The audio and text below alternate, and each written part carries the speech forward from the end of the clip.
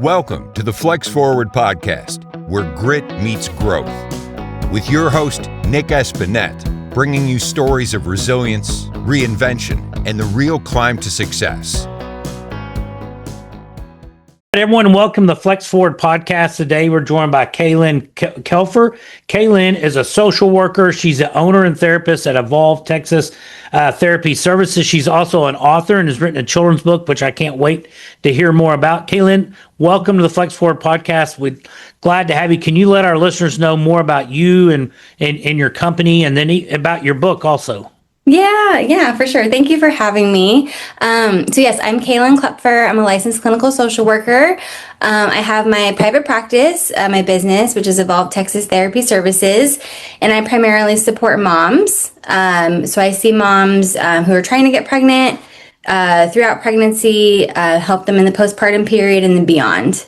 So managing periods like postpartum depression, anxiety, overwhelm, mental load, work-life balance. That's one of those neat things that, especially as a man, you don't realize that there's a need, but I bet it's a tremendous need, just all the changes hormonally, relationship-wise, all the stuff that, I have 3 daughters, so I've gone through it, not, praise God that we didn't have any big challenges with it, but I know there's a lot of, it just changes your home, bringing a child home. It really does. Yeah. So really that's awesome. So how long have you been a therapist, and how long has Evolve been in business? Yeah. So I got my clinical license in 2018, and then I've had my practice since 2023. Okay. Awesome. Great stuff. Well, how about the book? Tell us a little more about your, I have it here. So it's called Wild or Tame, I Love You the Same. I love it. Yeah, thank you. So it was inspired. I have a daughter. She's 5.5. So it was inspired by my experiences with her. And then actually my mom clients helped inspire me a lot.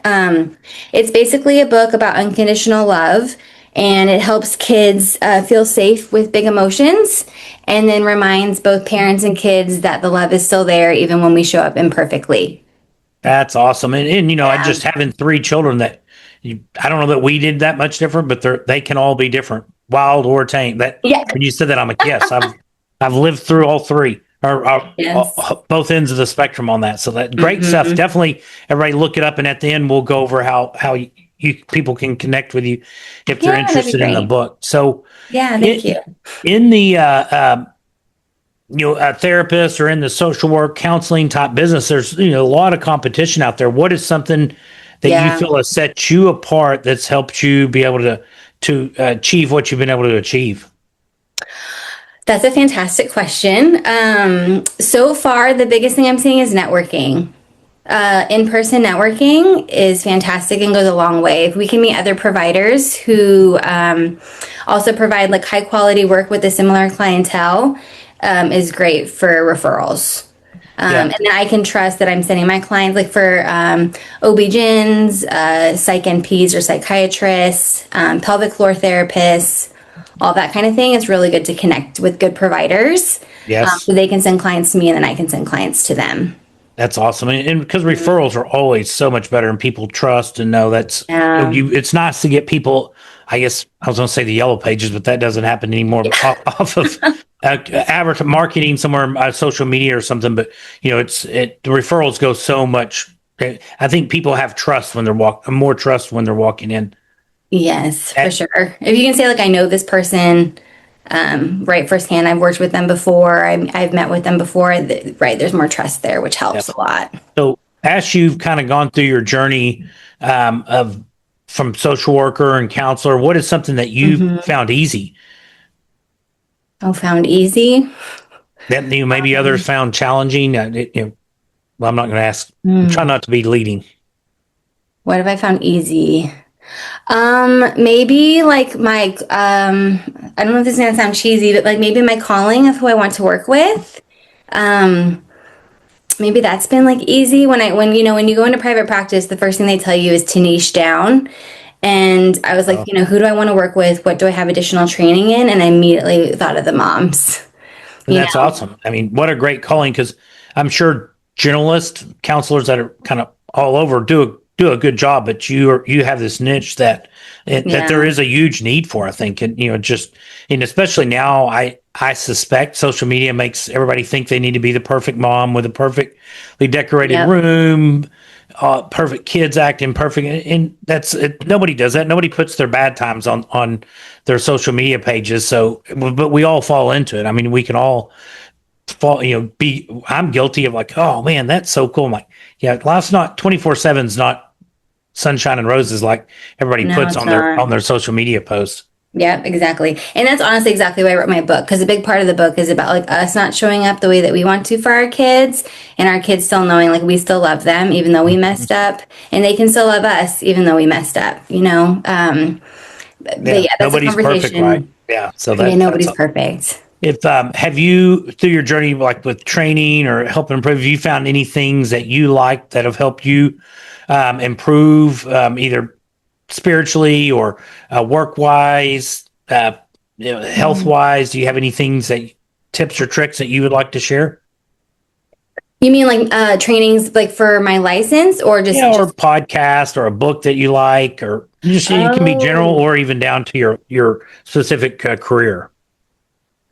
Yes, that's a great question. Let me think about that for a second. Well, one who I feel like is really, really helpful just across the board is Brene Brown. Yeah. I've heard that name. Yeah, so she has her PhD in social work, and she really focuses on vulnerability and shame. And that's something I talk to like all my clients about, and that we've all experienced, And so that is really, she has a lot of great books. She has some good podcasts.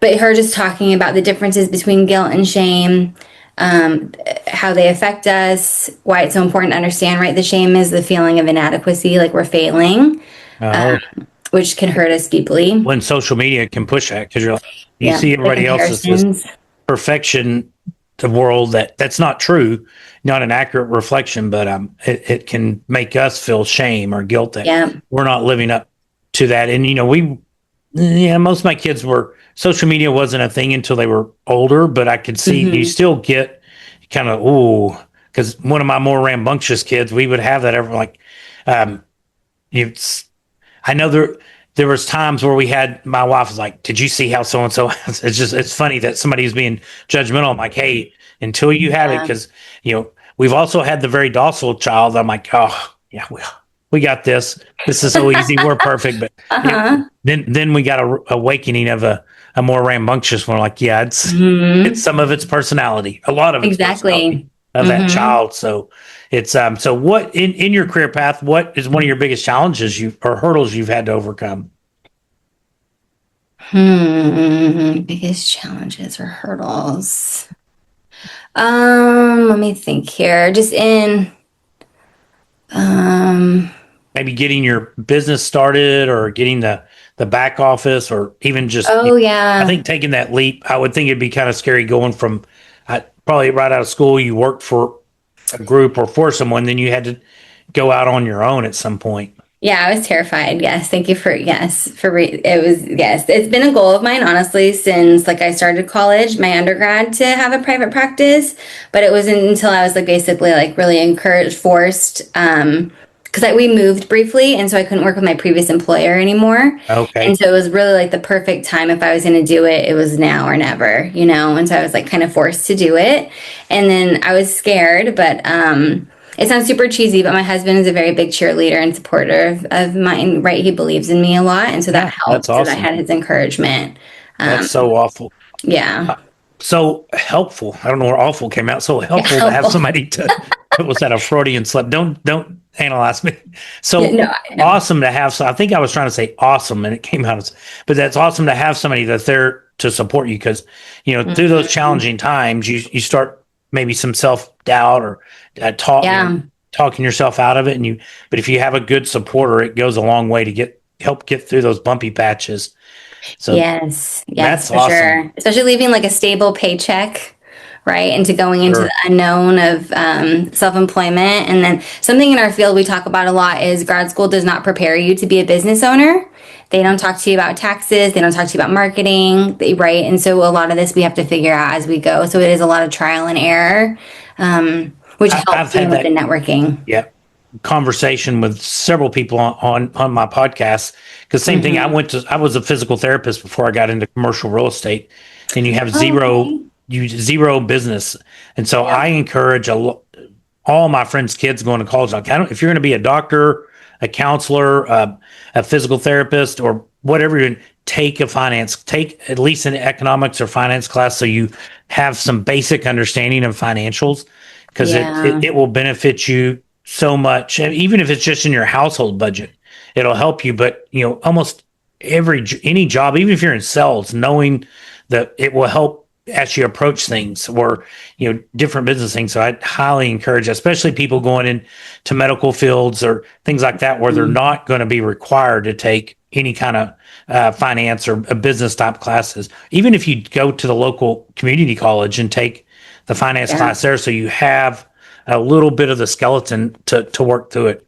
Because that was one of my fearful things coming in, is what is a profit and loss? What's on here? And so I a couple of books back there where I'm like, I've got to learn this for what we're doing now. And so I think it's that I have a daughter that's wanting to go to law school, and I'm like, fit a finance class in there, because you're going to be a business owner. I mean, you're either going to work for somebody all the time, but if you want to have the freedom to do stuff, you need to eventually have your own law firm, and you need to know the basics of running a business. Yeah, that is fantastic advice. Like, truly, that really is. Yeah, because when you talk to oh, I'm sorry. No, go ahead. So that's fearful. That one of the big fearful things of getting out on your own is you have to do the books, you have to make payroll if you have staff, and do your expenses and all those things.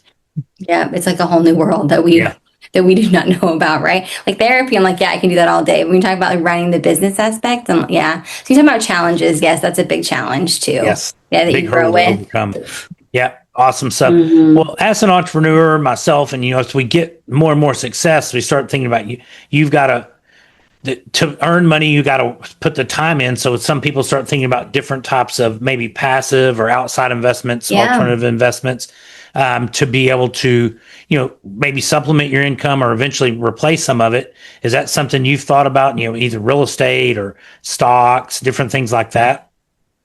I have been in different ways. So my book was an idea for that. Yeah. To try and help with that. So I do like markets around Houston, so I can, sell my book that way. But I think my next step, or my goal, again, I need the courage to do it, is to expand to a group practice. I really want to help more women, more people in the community. And I want to have different specialists like under my business. So that would be great if they'd be working for me, but then be able to provide high quality care. So that would be like my next step in venturing for some more passive income. Yeah. And I think definitely you can do it. I've seen that done. And I think just growing, you have the demand, you can bring people in. So I think that's what an awesome, plan or goal for you, which answers my next question, is like, what are your, do you have any exciting initiatives or plans for the next 6 to 12 months? That may be further out, but do you have anything going on in the next 6 to 12 months? So this is news, but I'm pregnant. Oh, congratulations. Yes, thank you. I'm actually 13 weeks today. So I'm just like out of the first trimester. Awesome. Congratulations. Thank you. So that's very much on our minds. Yes, you got a lot going on. So that's your, you said you had a 5.5-year-old daughter? Yes. So this will be the second child. Wonderful. Yes. That's exciting. He's really excited. Fall? So He's actually due on my birthday. Oh, that's fun. I know. Like, what are the chances of that? So we have a unique thing within our house. My wife and I's birthdays are exactly 6 months apart. We're both May 12th, November 12th. Okay. We got married on October 12th. And we had one of our kids on September 12th. So we have a lot of 12s within our. Yeah, 12's like your lucky number. Yes, that's I once in a blue moon, I'll do the lottery when it gets super giant. I'm like, we got to get a 12 in there. Right, for sure. That's good luck. Yes, to get it in there. It has been good luck in lots of other ways, but not haven't won the lottery. Maybe that would not be good luck to win, to have that big of an influx of cash. But that's awesome, exciting stuff. So you guys have a lot going on, getting ready, and you're in Houston, correct? Yes, yeah, we are. Okay, mm-hmm. Awesome. Yes. So thank you so much for your time today and sharing lots of great tips of it and insight with our listeners. If people would like to get in touch with you, learn more, where to buy your book, what's the best way to go about that? Yeah. So At my website, it's evolvetxtherapysbcs.com. They can order directly from me, and I'll sign it and write a message. Or if they want to get it online, all the major online retailers, Amazon, Barnes & Noble, all of those. Repeat the name of the book again so they can. It's Wild or Tame, I Love You the Same. Awesome. Yeah, look that up. Yeah. It's great. I bet it's an awesome book. And yes, definitely, thank you. It's very sage advice that your children, my personal experience, you're going to have, most likely going to have different levels of craziness and calmness, and just we love them all the same, and just it's awesome. Well, thank you so much. What a great time getting to know you. Love what you're doing, your book, and helping women out. So thank you, Kailynn. It's great to get to know you. Everybody, thank you for listening. We appreciate you joining the Flex Forward podcast today. Be sure to like and share this and pass it along to someone else. Thank you. Thank you. Thanks for listening to the Flex Forward podcast. If you've got grit, growth, and a great story, visit flexforwardpodcast.com/guest to apply and join us on the show.